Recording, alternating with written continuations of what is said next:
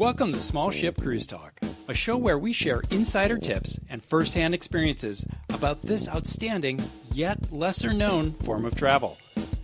We are passionate about sharing our knowledge about river cruises, expedition, yacht, and barge cruises, so you are informed when it comes to choosing your own vacation experiences. We're your co-hosts, Dan and Mikkel, and we are your cruise experts and the co-founders of Sometimes Sailing, a website that focuses on small ship cruising. We are excited to do a bonus episode today because we just got back from the leading industry cruise conference. Now, this is B2B, including media, not B2C. So we are here to give you the inside information with 9 small ship cruising revelations from Seatrade 2005. And I don't know how you feel about this, Dan, but I feel like it was our best Seatrade yet. We went in wanting to know more and more about small ship cruising. We set up specific meetings with brands that we wanted to learn more information about and get some answers. And I really feel like it was such a productive and incredible Seatrade. How did you feel about it? Not only did we get to see friends and colleagues, but every single Seatrade we've been to, there's been something that we come away with, either an aha moment or just I didn't know that existed. Because you've got the press conferences, you've got the panels, but then also the trade show floor. And all the mix of equipment and products and all that goes into cruising. So for our listeners' example, you might find a vendor that does just uniforms, or somebody that will style the ship for you. Or there was also a virtual reality, kind of mixed reality ride. A ride. Yeah. That's a great reminder. Yeah. I'll have to post that to our Instagram, social media at Sometimes Sailing. And we took some video of that because it was really fun to watch the people that were testing it out. You could wait and test it out. We didn't, but because we live by theme parks, but in Orlando. But I love that you're saying that because it's always mind blowing, the vendors that you would never expect. There was a vendor there for printing key cards. Of course, people need key cards. There was a fog machine person there. There was, there are people with pipes and new technology for sewage on cruise lines. I mean, all of it, we don't speak to all of them, but there are destinations that want to share about their ports. Japan is a favorite. So we walked over to, talk to them about Yokohama and see the different things that is new in all cruising around the world. So that was definitely a highlight. And also it's just fun to be amongst people that love cruising. There's a cruise for everybody. Some of our friends really love big ships. They don't like small ships. We love small ships, so we like to balance that seesaw out. A lot of people love all cruising, so it really just depends. But at the heart of it, everybody is there because they are really passionate and adore cruising. And it's really fun to be amongst like-minded people like that, which is why we're so excited that we reach you listening on the other side of this similarly because of that, and you're really curious about it. So let's get into the revelation, starting with the 250th anniversary of the United States is next year and the signing of the Declaration of Independence. And I hadn't even realized that until American Cruise Lines brought this up in their press conference. Did you realize that? No, I didn't. It seems like as a kid, I was celebrating something maybe about the Constitution. I don't know. I remember having a sticker, like wearing a sticker when I was in 4th grade. But no, I didn't realize that we were coming up on 250 years. It's interesting because we go to Europe and one of the things we love about it is that the history is there and they just have centuries and centuries of history. And we think of the United States being really young, but we're getting up there too. Sure. Yeah. We've got some gray hair. So with that, American Cruise Lines is offering some really unique itineraries. American Cruise Lines is not just the premier luxury river cruise line in the United States, but they really only have Viking Cruise Lines on the Mississippi competing with them. And I wouldn't even say competing because they just don't cruise as many itineraries as American Cruise Lines. There's 3 itineraries and they're relatively long. So this is obviously for somebody who can work remotely or is retired or has another arrangement that they can cruise for so long. But what's really cool is that American Cruise Lines has combined various rivers and taken care of your journeys in between, whether you need to fly or whether you need to take a train or they need to drive you. So here's 3 examples. The Great United States Cruise of 2026 includes 18 states, and you're going to sail on 3 ships between Portland, Oregon, and Boston, Massachusetts. And this is from the end of May, so Memorial Day, May 29th, 2026, to July 19th, 2026. And here's what I love about this itinerary. Guests on this cruise will spend the 4th of July at the Four Seasons Hotel in Boston, Massachusetts, and celebrate the 250th anniversary of the U.S. with a fireworks display over the Boston Harbor. I made a joke. I don't know if there's going to be any tea spilling over, but that was instrumental in the United States being formed. So, of course, it came to mind. Such a great itinerary. You just lean into America, right? What I was enjoying about all of the itineraries that they introduced in this particular press conference was the idea of mixing and matching. So maybe you get on a plane and you fly to another ship on another river, or else you get on a bus, right? It's not just one river or even one body of water. You're kind of all over the place in a very organized manner, but like, what an epic trip. It's not just a road trip. It's like, it's an everything trip. It's an everything trip. Another one is Spring Across America next year, and that is 51 days, and it's sailing from Charleston, South Carolina to Juneau, Alaska. Juneau, Alaska. And that is from April 3rd to May 23rd, 2026. This goes to 10 states on 5 ships. That's right, 5 ships, all American Cruise Line ships, by the way. And you're going to explore Charleston on the Atlantic side and the Charleston Harbor, over to the Gulf Coast. You're going to, the Gulf Coast of Florida, that is. You're going to explore the Mississippi River, Columbia and Snake Rivers, and then go over to Alaska. Amazing. And lastly, we have the Great American Fall Foliage Cruise of 2026. 55 days, 54 nights, sailing from Juneau, Alaska, over to Washington, D.C., and that's September 5th to October 29th to hit that amazing fall foliage. Do not forget your layers and your jackets. Mm-hmm. Right? Says the boy from Buffalo, Dan's from Buffalo, so he knows it better than anyone else. And you're going to explore 18 states on 4 ships, including the brand new American Patriot, American Cruise Line ship. And also what we learned during this press conference was that they are the only cruise line ship that can dock inside Washington, D.C., which is amazing. Yeah. That's really That's pretty cool. Jinx. Another one that they introduced, we won't spend too much time on it, but the Civil War. There's a Civil War cruise. I believe that was 34 or 33 nights. And you're going to go to pretty much all the major battlefields and cruise, and also a land portion of that.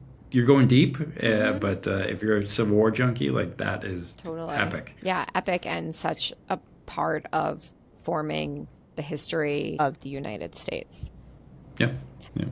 Speaking of the United States, the second revelation was a deepened desire to cruise North America. Mm-hmm. When we were at the Explora Journeys press conference, they talked about new itineraries to Canada and New England. American Cruise Line, we already kind of talked about the U.S. itineraries they have there, but one thing that always comes up that I forget about, we live in Florida, but I still forget about it, but like all the Florida cruising that happens, ocean and in the Gulf, but also on rivers here in Florida. Amazing. Who knew? And they said that they always sell those out, which is awesome. You don't hear about them, but they're always sold out. And people cannot get enough Alaska in their life. So even more ships are visiting, and there's going to be more of those dream cruises in Alaska. And I want to add to that and say that big ships and small ships are going to Alaska more. And for us, there's no better way to see Alaska than on a small ship. So when you are looking at Alaska options, you definitely want to look at the smaller options. But in addition to Uncruise, in addition to Alaskan Dream Cruises, we were surprised that even HX Expeditions is going there, a cruise line out of Norway, and Explorer Journeys is going there. So these are just 2 examples of more small ships. So what excited us was not just to hear that more ships are going, that honestly was not that revolutionary to us. Alaska's really popular. It was that small ships are increasingly going there. Yeah. To piggyback off a previous point we made, the third revelation for us was the itineraries in Paris and the cruising the Seine and Normandy. So we talked about Civil War history. Now let's talk about a little World War II history. And so Emerald Cruises announced that they were going to be sailing in Normandy in 2026. So that's the first time for them. What immediately stuck out in my mind is, we've done Normandy on land, and it was phenomenal. But it's going to be even more special doing it on a cruise. We have been seeing increasing attention to the Seine River and Paris, and it was in our meeting with Scenic Cruises and Emerald Cruises, Scenic owns Emerald, that Robert Castro, one of the executives there who we're very fond of and love talking to about all things river cruising and yacht cruising, mentioned that the renewed love of Paris and interest in the Seine was because of the 2024 Olympics. And on top of that, the American flag flies next to the French flag there, which Dan said we know firsthand from visiting Normandy. And we went to Normandy a few years ago. If you don't mind me saying so, your grandfather had landed in Normandy during World War II on Utah Beach. And it was a dream vacation for us to go and be able to learn more about World War II history. And what I like about this is that it is keeping that history alive, and it is visiting the cemeteries there to pay our respects, even all these years later. It is taking people to Rouen. It is taking people to Honfleur. And Rouen is famous for where Joan of Arc was burned at the stake. Honfleur is famous for the flowers there. I remember there being a sign that it's one of the prettiest villages or cities in northern France. So I love that they are going there, and I think that's a really great thing. More and more cruise itineraries are focusing on. Also, Riviera is going up to Normandy. And to give you a little hint of one of our revelations, we're going to talk about in a few minutes, people have a desire for longer itineraries, and that plays into Riviera's journey up into the northern part of France and the Seine River. Along with that, of course, is number 4 for us, a revelation was that demand for cruises is increasing. Now, the demand in our household for cruising increases. As soon as we get off a cruise, we're thinking about our next one. So that's not that unfamiliar to us, I'd say. But, the data is there. And CLIA, the cruise organization, has the statistics and the information to prove that it is a growing travel market. And this includes small ships. Yeah, like Mikkel said, not really a surprise to us, but it was great to hear. And then also, interestingly enough, a lot of the cruise lines were talking about how their audiences are starting to skew younger. And they're demanding good internet, and they're demanding a place to work or workspace, maybe within the cabin, within their stateroom. I heard the term working affluent, and it really stuck in my head. There are people that have that luxury of location of where they can work, but they still need to work. And a cruise is just such a great way to do that. So we could talk about super yachts, we could talk about river cruises, but that kind of being your home away from home, but also your workspace. Right. And all this technology and the Starlink internet is helping people do that. And just to finish up this 4th revelation about the increased demand for small ship cruises, we want to mention the big announcement at Seatrade for Emerald Cruises that they are bringing more super yachts to their fleet.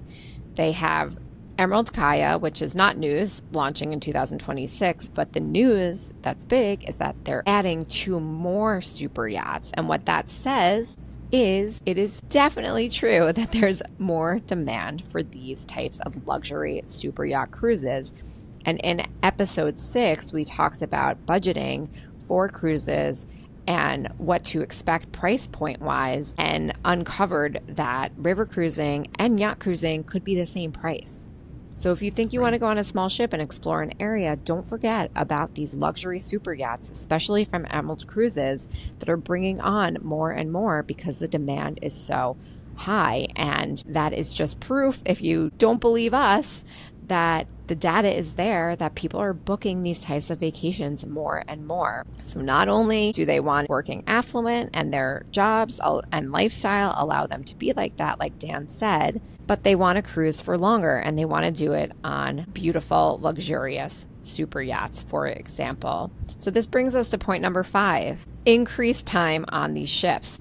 People are cruising for more days. So for example, the increase in the 50 plus day itineraries we mentioned before for American Cruise Lines, and what I touched on earlier that I said I'd get back to, promises fulfilled, that Riviera Travel is doing a 2-week itinerary. So this is kind of a combination of Provence area of France and then up to the Seine northern area. So Provence is southern, and they're going to start in Avignon and go up to Lyon and then take the train, the TGV, over to Paris same day, and then hop on another ship to take that from Paris through the Seine River and up to those Normandy cities. Yeah, we definitely saw that trend of the cruise being maybe a small part of your entire vacation.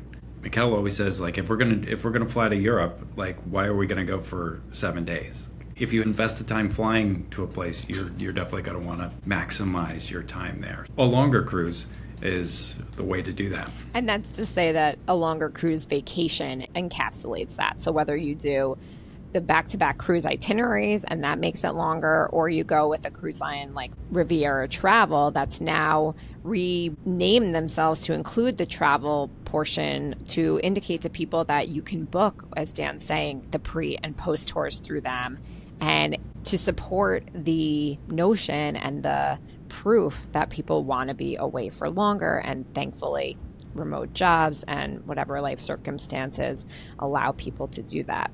Another thing that supports this, our 6th revelation, and we've known this for a long time, but we kept hearing it over and over during Seatrade, during these press conferences. So it really drove the point home, which is why we want to drive this point home to you, is that the investment for small ship cruising gives people an amazing value. So you want to cruise longer? Well, the value is there. I mean, when we go away on vacation and on these cruises, I always say we're saving so much money in shopping for groceries, and we're just 2 people because we're cruising. So the investment, of course, we invested in the price for our vacation and where we're going to eat and restaurants while we're away. But our groceries are already being provisioned and purchased for us on these river cruises, these yacht cruises, these barge cruises, and the meals are included. Yeah, I can't remember who it was, but I heard somebody say you literally cannot spend money on a ship on that particular cruise line, right? Because it's all inclusive. It's all paid for. You've already paid for it. There's nothing to buy on the ship. Right, that's true. I mean, even your coffee and tea are included, your beer, your wine. Again, please listen to, if you haven't already, episode 6 that talks about budgeting for your cruise and what that includes for all these small ship cruise options, including river cruises, yachts, expedition, barge, and sailing ships.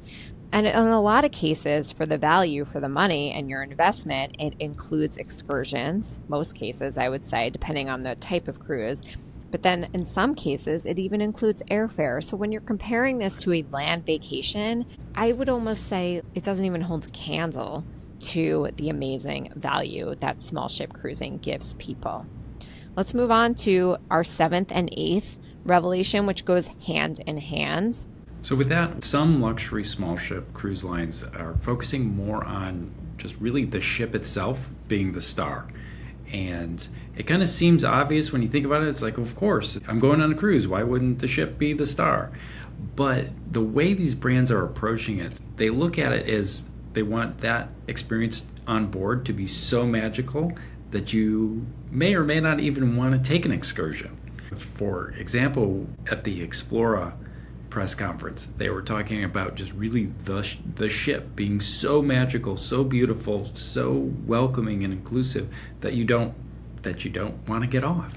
And the incredible thing about the leadership at Explora Journeys is that the two people that were informing us about the incredible things about this small ship cruise option, and they have several more ships coming in the next few years, which again just supports that more people want to cruise and more people want to go on small ships and these luxury experiences that we're talking about right now, is that Anna Nash, who is the president of Explorer Journeys, comes from a luxury background in hospitality from Orient Express, which is a very high-end train experience. And Chris Austin, who we really had great conversations with, comes from being at Starwood Resorts and Hotels for many, many years. And the two of them are injecting this luxury 5-star hotel feeling to Explorer Journeys. And we've just heard the most amazing things about them. It is definitely on our bucket list to go on Explorer Journeys and share that with all of you. And this includes things like Chris was talking about an experience that he went outside on his balcony to read a book. And there's a daybed on the balcony, from what we understand, on every single balcony there. And he sat down to read the book and just got mesmerized by the ocean and connecting with the ocean. And that is luxury. And that is the 5-star experience and making the ship the star. And also that all the rooms are balcony rooms. Every single cabin on these Explorer Journeys ships, Explorer 1, Explorer 2, Explorer 3, that is the name of the ships. I'm not just numbering them for anyone listening unfamiliar with the brand who's learning about it right now. All these cabins are outward facing, so you can enjoy the ship and connect with the sea.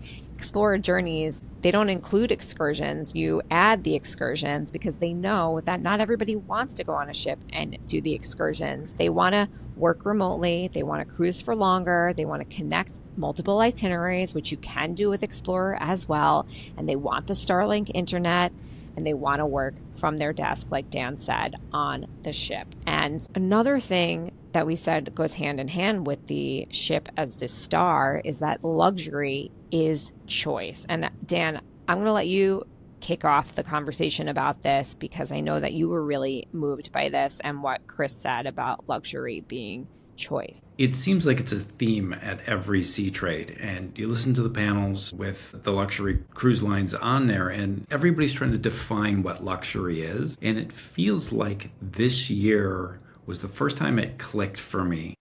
And there was sort of a consensus almost. And that is, luxury is choice. Chris Austin from Explorer had a quote that I wrote down from that press conference was, luxury is space and choice. And I thought, yeah, I think that was really the first time it clicked for me what luxury is.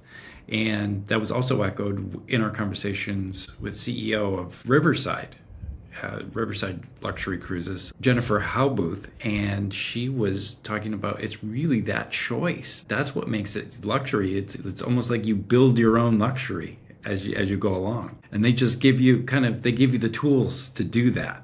And I thought, oh, that's really interesting, and it clicked, because it's not about one size fits all. It's about building your own version of luxury, and they just let you do it or give you the tools to do it, really. Right. Thinking about the 250th anniversary of the United States and why America is so amazing is that we have freedom. And isn't freedom a luxury? Mm-hmm. Haven't you heard anyone say that in your lifetime, or haven't you thought that?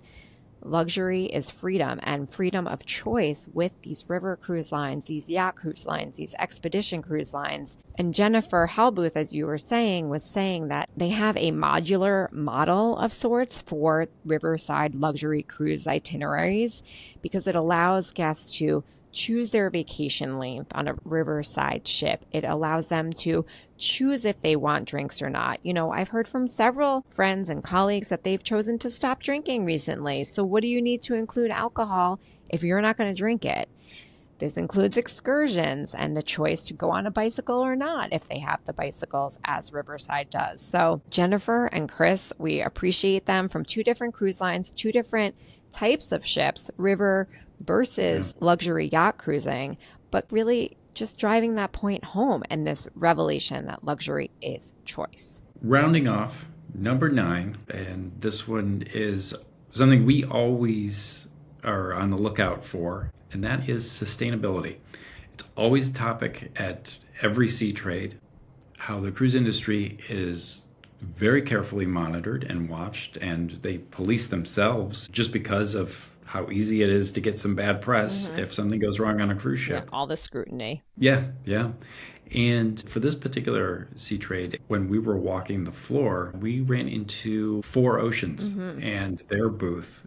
And Four Oceans, their main mission is to pull plastic off beaches or out of the ocean or out of our waterways, and then recycle it and do something with it. You may have seen some of their bracelets around. I think that's their way of kind of reminding people to recycle and a way to use the plastic in a somewhat positive way. They were generous enough to be giving out Seatrade bracelets with the recycled plastic, and I put it on immediately, and every time I look down at my wrist, it's not the first one I've had. It reminds you of every little small action you can do to reduce, reuse, recycle makes an imprint and makes a difference. And they partnered with Seatrade for the 40th anniversary of the conference for a $40,000 investment in removing 40,000 pounds of plastic from the waterways that we love to vacation on to keep our Earth healthy. And that was just one example. MSC, we were so fortunate to go on the MSC World America cruise sailing out of Miami right after Seatrade.